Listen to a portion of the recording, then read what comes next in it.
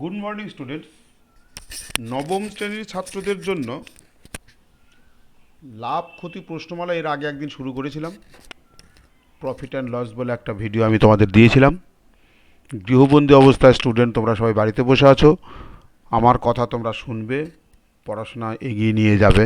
আমি তোমাদের জন্য প্রত্যেক প্রশ্নমালাই খুব সহজ করে যাতে অঙ্কগুলো করতে পারো তার জন্য আমি ভিডিও তৈরি করছি। এর আগের দিন 10.1 প্রশ্নমালা, 10.1 প্রশ্নমালার বোধহয় বেশ কিছু অঙ্ক আমি তোমাদের বলেছিলাম। 1, 2, 3, 4, 5 পর্যন্ত বোধহয় বলেছিলাম।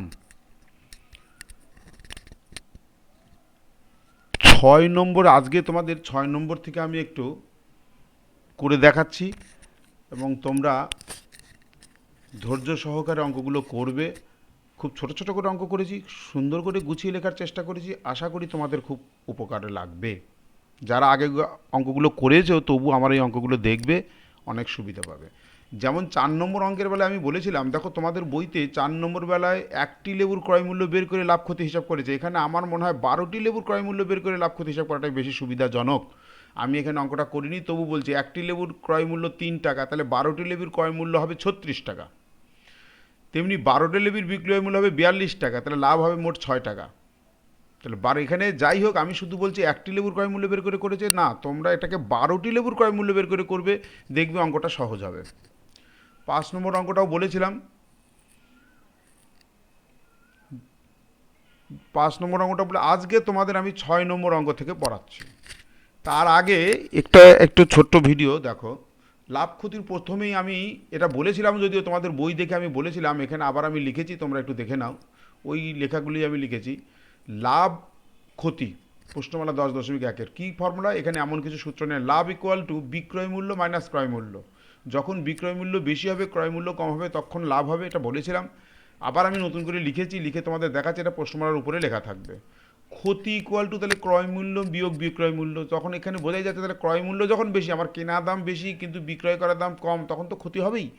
আর যদি ক্রয় মূল্যের চাইতে আমার বিক্রয় মূল্য বেশি দামে বিক্রি করি তাহলে তো লাভ হবে। তাহলে লাভও হতে পারে, ক্ষতি হতে পারে। এবার দুটো সূত্র, শতকরা লাভ বের করার সূত্র মোট লাভ বাই ক্রয় মূল্য ইন্টু 100, আর শতকরা ক্ষতি বের করার সূত্র মোট ক্ষতি বাই ক্রয় মূল্য ইন্টু 100। এটা আগের ভিডিওতে আমি পড়িয়েছিলাম। আমি সেটাই একবার এখানে একটু লেখা রয়েছে, তাই আমি তোমাদের দেখে নিলাম। আমরা নেক্সট চলে যাই। 5 নম্বর অঙ্ক পর্যন্ত যদি আগের দিন পর্যন্ত হয়ে থাকে, তাহলে আজকে 6 নম্বর অঙ্ক থেকে হবে। দেখো খুব সুন্দর করে তোমরা দেখে নাও। শুধু এই পেজটা দেখতে পাচ্ছ, শুধু 6 নম্বর অঙ্কটাই দেখতে পাচ্ছ। প্রশ্ন নম্বর 6 লেখা আছে আমার। কি বলেছে ওখানে দেখো, প্রশ্নটা দেখো। এইখানে আমি আগে প্রশ্নটা বলি। 6 নম্বর প্রশ্ন, যে সুপ্রিয়া একটি ঘড়ি কিনেছে, যদি সে ঘড়িটি 370 টাকায় বিক্রি করে তখন তার যত টাকা লাভ হবে। 370 টাকায় বিক্রি করলে লাভ হবে বলেছে, অথচ 210 টাকায় বিক্রি করলে তত টাকা ক্ষতি হবে বলে, তাহলে যত টাকা লাভ তত টাকা ক্ষতি। তাহলে নিশ্চয়ই আমাদের এখানকার ঘড়িটির ক্রয় মূল্য 370 এবং 210-এর মাঝামাঝি আছে। যেহেতু যত টাকা লাভ তত টাকা, তাহলে নিশ্চয়ই গড় হবে। যাকে সেটা নাহি, সেটা ধারণা থাকলে আমরা 370 প্লাস 210 যোগ করে 2 দিয়ে ভাগ করলে অঙ্কটা মিলে যাবে। তবে আমি তোমাদের এখানে সুন্দর করে লিখেছি, তোমরা ঠিক এইরকমভাবে অঙ্কটা করবে। মনে করি ঘড়িটির ক্রয় মূল্য X টাকা, দেখতেই পাচ্ছ। মনে করি ঘড়িটির ক্রয় মূল্য X টাকা, 370 টাকায় বিক্রয় করলে একটা লাভ হবে, তাহলে সেই লাভের পরিমাণটা হবে 370 মাইনাস এক্স। বিক্রয় মূল্য থেকে ক্রয় মূল্য বাদ দিলাম। কিন্তু দেখা গেছে বলেছে 210 টাকায় বিক্রয় করলে ক্ষতি হবে। তাহলে ক্ষতি হবে মানে তাহলে নিশ্চয়ই ক্রয় মূল্যটা 210-এর বেশি, তাই এক্স মাইনাস 210 করলে আমরা ক্ষতির পরিমাণ বের করলাম। ওখানে প্রশ্নে বলা ছিল যে যত টাকা লাভ হয়েছে ঠিক তত টাকা ক্ষতি হবে, তাহলে এই যত টাকা ক্ষতি এক্স মাইনাস 210ও যা হবে, 370 মাইনাস এক্স টাকাও তাই হবে। তাই প্রশ্নানুসারে ওখানে খুব সংক্ষেপে লিখেছি এক্স মাইনাস 210 ইকুয়াল টু 300, মানে এই দুটো সমান লিখেছে। এই দুটো সমান, যত টাকা লাভ তত টাকা ক্ষতি, তাহলে এই দুটো সমান।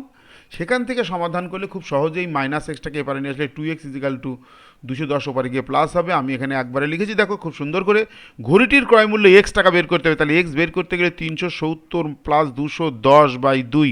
মূল অঙ্ক তুমি যাই লেখো না কেন, মূল অঙ্কটা কিন্তু প্রথমেই আমি বলেছিলাম যে ওই দুটো যোগ করে 2 দিয়ে ভাগ করবে, যেহেতু যত টাকা লাভ তত টাকা ক্ষতি, তাহলে 370 এবং 210-এর ঠিক মাঝখানে হবে ক্রয় মূল্য। তোমরা যদি অবজেক্টিভ অঙ্ক হয় তাহলে শুধু এই লাস্টের লাইনটা লিখলেই তোমাদের অঙ্কটা হয়ে যাবে। ঘড়িটির ক্রয় মূল্য 370 প্লাস 210/2 ইকুয়াল টু করে 290 টাকা আসছে। আর পুরো অঙ্কটাকে করতে গেলে এইভাবেই লিখতে হবে, এখানে পুরোটাই করা আছে। লাস্ট লাইনেও আমি শুধু এই দুটো যোগ করে 2 দিয়ে ভাগ করেছি, তখন অবজেক্টিভ অঙ্ক যদি মনে করো দুটো যোগ করে 2 দিয়ে ভাগ করবে, তাহলেও 290 টাকা উত্তরটা আসবে। এখানে ডিটেলস লেখা আছে, 5 নম্বরের জন্য অঙ্কটা করা আছে বা 4 নম্বরের জন্য পুরোপুরি অঙ্কটা করা আছে। আবার শুধু লাস্ট লাইনটা যে করবে তার 1 নম্বর বা 2 নম্বরের জন্য অবজেক্টিভ হিসেবে অঙ্কটা হবে। এই একটা অঙ্ক দুরকমভাবে প্রকাশ করা, দুরকমভাবে তোমরা করতে পারবে। চলো পরের প্রশ্ন চলে যাই, প্রশ্ন নম্বর 7। আগে দেখে নিই প্রশ্ন নম্বর 7-এ কী আছে। প্রশ্ন নম্বর 7, আমার দিদি অরুণ মামার দোকান থেকে 255 টাকায় একটি ছাতা কিনেছে। অঙ্কটা নিশ্চয়ই তোমরা পড়েছো, অঙ্কটা আগে পড়বে। অরুণ মামা যদি ছাতার ধার্য মূল্যের উপর 15% ছাড় দিয়ে থাকেন, 15% ছাড় দিয়ে শতকরা 15 টাকা ছাড় দিয়েছে, তার মানে 100 টাকায় 15 টাকা ছাড় দিয়েছে। 100 টাকার জিনিস 85 টাকায় কেনা হয়েছে। তবে ওই ছাতার ধার্য মূল্য কত তোমাকে হিসাব করতে, তুমি বুঝতেই পারছো কিনেছিলেন 255 টাকাতে, তার নিশ্চয়ই ধার্য মূল্যের সাথে বেশি লেখা ছিল। 200 টাকা নিশ্চয়ই নয়, 300 টাকার কাছাকাছি হবে বা 300 টাকাই হয়তো হবে, আন্দাজ করেই বলা যায়। কেন প্রতি 100 টাকায় 15 টাকা ছাড় দিচ্ছে, 200 টাকায় 30 টাকা ছাড় দেবে, 300 টাকায় 45, 45 টাকা ছাড় দেবে, তাহলেই 255 টাকা মিলে যাবে। দেখো আমি তা বলছি না, এটা অবজেক্টিভ মুখোমুখি বলা যায়। ছাতাটির ধার্য মূল্য 300 টাকা, দেখো 300 টাকায় 3, 15, 45 টাকা ছাড় দাও, 255 টাকা ক্রয় মূল্য হয়ে যাবে, ঘড়িটির ক্রয় মূল্য। বেশ, এবার অঙ্কটায় আসি, দেখি অঙ্কটা কীভাবে করা যায়। দেখো দেখা যাক, ধীরে ধীরে এক লাইন করে পড়াতে পারলে সুবিধা হতো।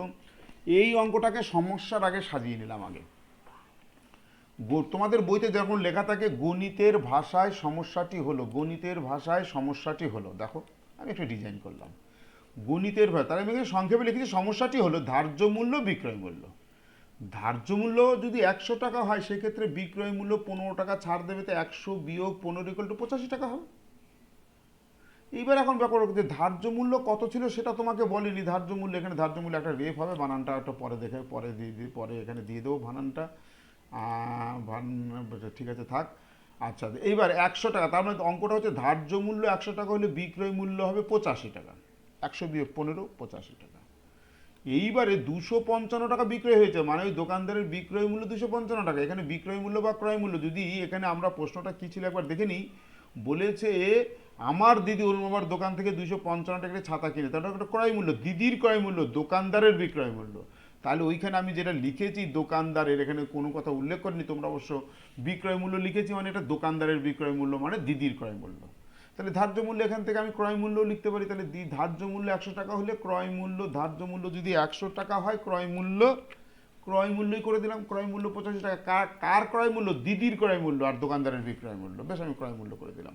ঠিক আছে, তাহলে এইবার ধার্য মূল্য কত ছিল আমরা জানি না, এটাকে এক্স ধরলাম, আর বিক্রয় মূল্য ক্রয় মূল্যর ঘরে 255 টাকা দিয়ে দিলাম। তাহলে সমানুপাতের নিয়মে পাই এখানে দেখো আমি একটা জিনিস, দুটো জিনিস লিখেছি। তোমরা যেমন সমানুপাতের নিয়মে পাই লিখতে পারো, ত্রৈরাসিক নিয়মে পাই লিখতে পারো, যার যেটা সুবিধা তোমরা লিখতেই পারো। সমানুপাতের নিয়মে যদি পাই তাহলে সমানুপাতের আকারে লিখতে হবে, অর্থাৎ x:100 আর 255:50, নিশ্চয়ই এটা সরল সমানুপাতি। তাই x:100 যদি লিখি, এক্সের তলায় 100 দিয়েছি, তাহলে 255 তলায় 85 দেবো। উল্টোটা যদি করি, 100/x যদি লিখি তাহলে 85/255 লিখে, সেটা যার যেমন সুবিধা। আমি অনুপাতের আকারে লিখেছি, তারপরে ভাগের আকারে লিখেছি, তোমাদের যেটা সুবিধা। আবার যদি মনে করো যে আমি শুধু ত্রৈরাসিক নিয়ম লিখবো, আগের 2 লাইন লিখবো না, তাহলে একবারেও লিখতে পারবে। একবারে লেখাটা একটু কঠিন হয়ে যায়, তার জন্য আমি একবারে লিখিনি। আচ্ছা বেশ, তাহলে এখানে তোমরা যে নিয়মে সুবিধা তোমরা ঠিক সেই নিয়মে লিখবে। 100 × 255/85 দিয়ে 255 কাটলে 3 দিয়ে 100 গুণ করলে 300 টাকা। যেভাবেই করো না কেন 300 টাকা তোমার উত্তর হবে। কিসের 300 টাকা উত্তর? তাহলে ওই ছাতাটির ক্রয় মূল্য, দিদির ক্রয় মূল্য 300 টাকা না, ধার্য মূল্য 300 টাকা। দিদির দোকানদারের ওই ত্রৈরাসিক নিয়ম, তাহলে আমরা এখানে কি পেলাম? ধার্য এক্স মানে এক্স এর মান পেলাম, মানে ধার্য মূল্যটা পেয়েছি। ধার্য মূল্য যদি ওইখানে তোমার, এখানে আমি একটু কারেকশন করে দিই, হবে না এখন কারেকশন হবে না এখন ধার্য মূল্য। তার মানে দোকানদারের ওই বইটা, তাহলে উত্তরটা কি লিখবো আমরা? উত্তরটা আমি ওখানে লিখিনি, তোমরা এখানে লিখে নেবে। তবে ওই ছাতার ধার্য মূল্য ছিল 300 টাকা। নেক্সট, পরের প্রশ্নে চলে যাই আমরা। পরের প্রশ্ন 8 নম্বর প্রশ্ন। দেখো 8 নম্বর প্রশ্নটা, 8 নম্বর অঙ্কটা আমি এখানে করে রেখেছি তোমাদের সুবিধার জন্য, আমি একবার করে দেখিয়ে রাখছি। তার 8 নম্বর প্রশ্নটা, 8 নম্বর অঙ্কটা, আমার বন্ধু একটি গল্পের বই, তোমাদের বইতে খুলে দেখেন, আমি বইটাও খুলে নিয়েছি, অঙ্কটাও করে নিয়েছি, আমি তোমাদের দুটো জিনিসই দেখাচ্ছি। আমার বন্ধু একটি, শুধু অঙ্কগুলো টুকবে না, একটু শেখার চেষ্টা করবে। আমার বন্ধু একটি গল্পের বই লিখিত মূল্যের উপর 25% ছাড়ে কিনলো, যা লেখা ছিল তার থেকে 25% ছাড়ে কিনলো।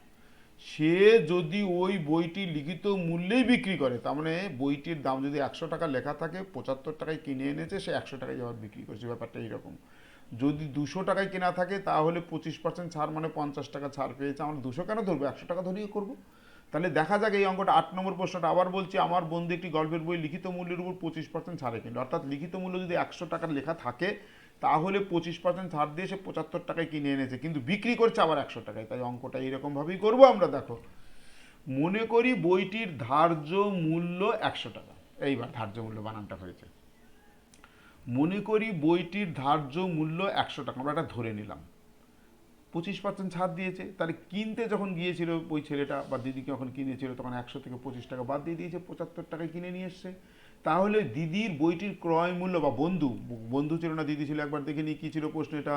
প্রশ্নটা আমার বন্ধু, তাহলে বন্ধু ওই বইটি কিনে এনেছে, বই 75 টাকায়, 100 টাকা থেকে 25 টাকা ছাড় দিয়ে 75 টাকায় কিনে এনেছে। অঙ্কগুলো থাকবে, ভিডিওগুলো আমি দেবো, তোমরা মোবাইলে হোক কম্পিউটার হোক ভিডিওগুলো বারবার খুলে দেখতে পারবে, কোনো অসুবিধা নেই, টাইম পাবে তুমি বারবার দেখার। যার জন্য আমি ভিডিও তৈরি করছি, এটা এই ভিডিও চিরতরে তোমার কাছে থেকে যাবে, তুমি যখনই প্রয়োজন হবে তখনই দেখে নিতে পারবে। আমি সেইভাবেই তোমাদের ভিডিওগুলো তৈরি করেছি। এতে যদি ছাত্র সমাজে উপকৃত হয়, তাহলে আমি আমার এই ভিডিওটাকে তৈরি করা সার্থক মনে করব। বইটির বিক্রয় মূল্য, ওই যে বইটি তো সে ধার্য মূল্যেই বিক্রি করেছে, মানে 100 টাকা লেখা ছিল, 100 টাকায় বিক্রি করেছে, সে তো কিনেছিল 75 টাকায়। তাহলে ব্যাপারটা এইরকম গেল, 75 টাকায় কিনে এনেছে, 100 টাকায় বিক্রি করেছে, তাহলে তার 25 টাকা লাভ হয়েছে। কিন্তু লাভ তো সবসময় ক্রয় মূল্যের উপরে লাভ হিসাব করতে হয়। তাহলে আপনার খেয়াল করো, ওই বন্ধু, আমার বন্ধু 75 টাকায় কিনেছিল, 25 টাকা লাভ করেছে, তাহলে 75 টাকার উপর 25 টাকা লাভ করেছে, ব্যাপারটা এরকম হচ্ছে। তাহলে শতকরা লাভের তো আমি তোমাদের একটা ফর্মুলা দিয়েছিলাম, মোট লাভ বাই ক্রয় মূল্য। মোট লাভ এখানে 25 টাকা, ক্রয় মূল্য 75 টাকা, 100 টাকা কিন্তু নয়, 100 টাকা বিক্রয় মূল্য, ভুল করবে না। তাহলে 25/75 ইন্টু 100 দিতে হবে, পার্সেন্টেজ করলে পার্সেন্টেজ। 100 টাকা যেহেতু বাঁ দিকে শতকরা লিখেছি, তাহলে পার্সেন্টেজ দেবো না, 100 টাকা। তাহলে এখানে কাটাকাটি করলে দেখো 100/3 টাকা হবে। 100/3 টাকা মানে 100/3 টাকা মানে 100/3 টাকা মানে ওটা কাটাকাটি করলে দেখো 33.13 টাকা হবে। ওটা তোমরা নিজেরা একটু ভাগ করে নেবে, 100কে 3 দিয়ে ভাগ করলে 33.13, এইটুকুই অঙ্ক শতকরা লাভ। তাহলে ওই বন্ধু, আমার বন্ধু শতকরা কত টাকা লাভ করেছিল, 33.13 টাকা লাভ করেছিল। 8 নম্বর প্রশ্ন হয়ে গেল। এরপরে চলো দেখি 9 নম্বর প্রশ্নে যাওয়া যাক। প্রশ্ন থাকবে, আমি একটু তাড়াতাড়ি পড়াচ্ছি, প্রথমে ধীরে ধীরে পড়াচ্ছি না, সময়ের একটা ব্যাপার আছে। তোমাদের কাছে তো ভিডিওটা থাকবে, ভিডিওটা বারবার খুলবে, বারবার পড়বে, তাহলেই তোমরা হাতে সময় পেয়ে যাবে। আচ্ছা বেশ, 9 নম্বর প্রশ্নটা, নিয়ামত চাচা প্রতিটি 5 টাকা দরে 150টি ডিম কিনেছেন। প্রথম কথা, আমি পরবর্তী একটু পরেই পরে দেখব। নিয়ামত চাচা প্রতিটি 5 টাকা দরে, এক একটা ডিম 5 টাকা করে কিনেছে, বর্তমান বাজার দর 5 টাকায় একটা ডিমের দাম মোটামুটি। তাহলে 150টি ডিম কিনেছে, আমি প্রথমেই দেখবো 150টি ডিম কিনতে নিয়ামত চাচার কত টাকা লেগেছে, সেটা নিয়ামত চাচার ক্রয় মূল্য হবে। আমি অঙ্কটায় যাই, প্রথমে আমি তোমাদের দেখিয়ে আসি, আবার পরে এখানে ফিরে আসবো। তাহলে 9 নম্বর প্রশ্নটা হচ্ছে তোমার, 9 নম্বর প্রশ্নটা, 9 নম্বর অঙ্কটা বলছি, খুব ছোট্ট করে অঙ্কগুলো করেছি। দেখো, আমার এই অঙ্কগুলো করানোর উদ্দেশ্য হচ্ছে তোমাদের খুব ছোট ছোট করে অঙ্কগুলো করে দিয়েছি, তোমরা নিজেরা নিজেদের মতোকে তৈরি করবে এইরকমভাবে। কীরকম দেখো, প্রশ্ন নম্বর 9, 150টি ডিম কিনেছে নিয়ামত চাচা সকালবেলা, কত টাকা করে, 5 টাকা করে। আমি কিচ্ছু লিখবো না, 150টি ডিমের ক্রয় মূল্য 150 গুণন 5 = 750 টাকা। একদম সহজ ব্যাপার। তাহলে ক্রয় মূল্য 750 টাকা, সকালবেলা নিয়ামত চাচা 750 টাকা দিয়ে 150টি ডিম কিনে এনেছে, আনুক।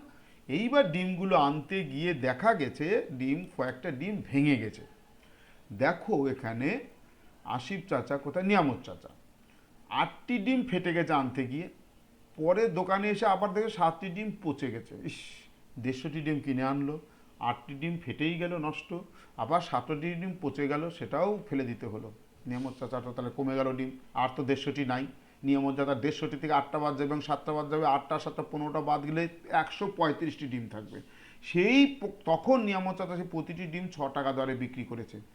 তাতে তার লাভ হলো কত দেখা যাক, লাভ বা ক্ষতি কী হয়েছে দেখি যাই। আমরা তাহলে হিসাব করি, যখন যদিও 15টি ডিম পচে গেল, 8টি ডিম ফেটে গেছে, 7টি ডিম পচে গেছে, 15টি ডিম বাদ গেল, তার হাতে থাকলো আর 135টি ডিম। 135টি ডিম 6 টাকা দরে বিক্রি করেছে। দেখি ওখানে আমি কি লিখেছি। এই যে দেখো এখানে সংক্ষেপে লিখছি 150 বিয়োগ 8 বিয়োগ 7 ইকুয়াল টু 135। তার মানে তার হাতে 135টি ডিম কত করে বিক্রি করেছে? 6 টাকা করে। যদি হাতে 6টি ডিম 6 টাকা করে প্রতি বিক্রি করে, তাহলে এখানে দেখো 135 গুণন 6, লাইনটা ধরেনি, দেখি তো আমি লাইনটা ধরাতে পারি কিনা। ওইখানে একটু সরিয়ে দিলে বোধহয় হয়ে যাবে। হয়ে গেছে। এক লাইনে ধরলেই ভালো। নেক্সট দেখো 135 ডিম, তাহলে 135 গুণন 6 টাকা করে বিক্রি করেছে। 135কে 6 দিয়ে গুণ করলে 810 টাকা। অঙ্কটা একেবারে সোজা।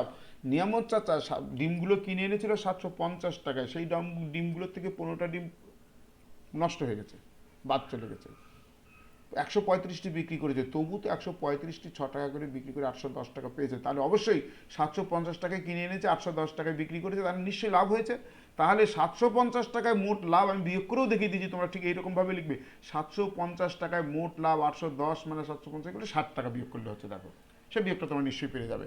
এখন যেহেতু লাভ হয়েছে, তাহলে আগের অঙ্কটার মধ্যে শতকরা লাভ, ওই যে মোট লাভ 60 টাকা, কত টাকা 60 টাকা লাভ? 750 টাকায়, ক্রয় মূল্য 750 টাকা, তাহলে উপরে 750 গুণন 100 টাকা ইকুয়াল টু শতকরা 8 টাকা লাভ হয়েছে। একেবারে সোজা অঙ্ক। নেক্সট পরের অঙ্কে চলে যাই। দেখো পরের অঙ্কটা কি আছে একবার দেখে নিই। পরের অঙ্কটা তো 10 নম্বর। আসিফ চাচা একটি খেলনা 5% লাভে বিক্রি করলেন। যদি খেলনাটির ক্রয় মূল্য 20% কম হতো এবং বিক্রয় মূল্য 34 টাকা কম হতো, তাহলে আসিফ চাচার 10% লাভ হতো। খেলনাটির ক্রয় মূল্য কত? এই অঙ্কগুলো করানোর উদ্দেশ্যই হচ্ছে, আমি কিন্তু অঙ্কগুলো খুব বুদ্ধি খাটিয়ে সংক্ষেপে করার চেষ্টা করেছি। তোমাদের কিন্তু একটু বুঝতে হবে, তবেই এরকম ছোট ছোট অঙ্ক দেখো চট করে বেরিয়ে চলে যেতে পারবে। এখান থেকে একটা আইডিয়া দিয়ে, 80 টাকা খেলনা 5% লাভে বিক্রি করেছে। আমি প্রথমে ধরবো খেলনাটির ক্রয় মূল্য 100 টাকা। খেলনাটির ক্রয় মূল্যই জিজ্ঞাসা করেছে, খেলনাটির ক্রয় মূল্য 100 টাকা ধরে গই। 100 টাকা ধরলে হবে, এক্স টাকা ধরলে হবে, 200 টাকা ধরলে হবে, 1000 টাকা ধরলে হবে। আমি 100 টাকা ধরে অঙ্কটা করেছি, কেউ তোমরা এক্স ধরে করার চেষ্টা করবে, সেটা পরে দেখা যাবে। যদি ক্রয় মূল্য 100 টাকা হয়, তাহলে 5% লাভে বিক্রি করেছে 105 টাকায়। যদি খেলনাটির ক্রয় মূল্য 20% কম হতো, তাহলে ক্রয় মূল্য 20% কম মানে 100 টাকার থেকে 20% কম মানে 80 টাকা হতো। আমি অঙ্কটা কীভাবে করেছি তোমাদের একবার ওখানে গিয়ে দেখাচ্ছি। খেলনাটির ক্রয় মূল্য 100 টাকা ধরেই নিশ্চয় করা হবে। পরে নেক্সট অঙ্ক 10 নম্বর প্রশ্নের অঙ্ক দেখো। 10 নম্বর খুব ছোট এইটুকু অঙ্ক করেছি, তোমাদের অঙ্কটা আমি বুঝিয়ে দিচ্ছি, ভালো করে তোমরা চেষ্টা করবে। প্রশ্ন নম্বর, মনে করি খেলনাটির ক্রয় মূল্য 100 টাকা প্রথমে ধরে নিয়েছি।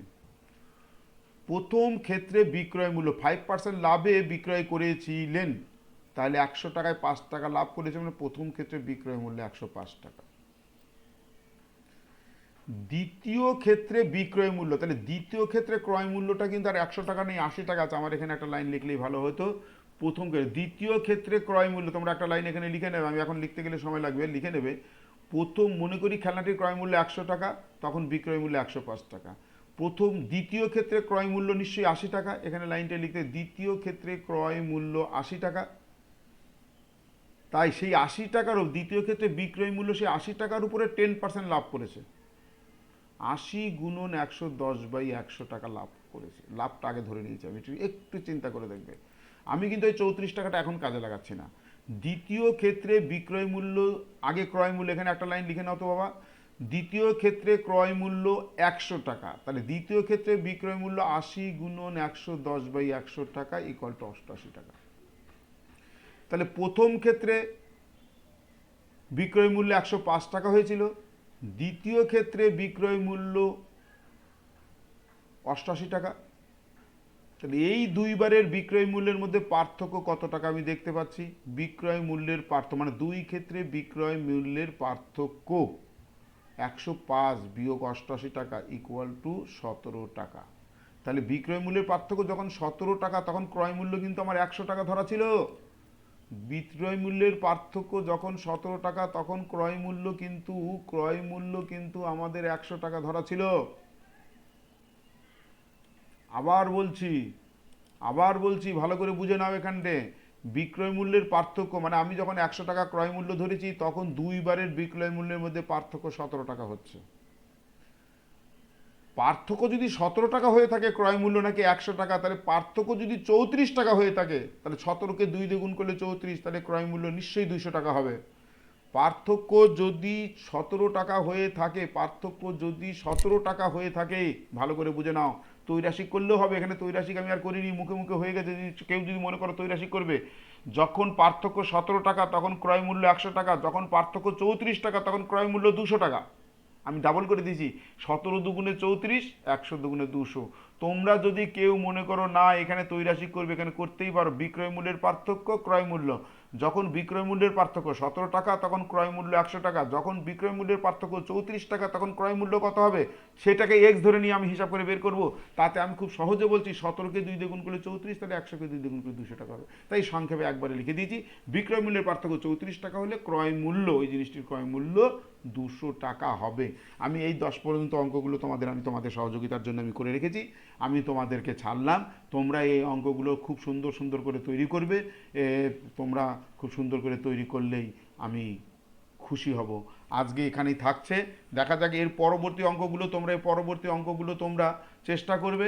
আবার যদি কিছু সমস্যা হয় তাহলে এই অঙ্কগুলোর মধ্যে 1 থেকে 10 পর্যন্ত আমি প্রায় সব অঙ্কগুলোই বললাম এবং 10 পর্যন্ত অঙ্ক করে দিলাম।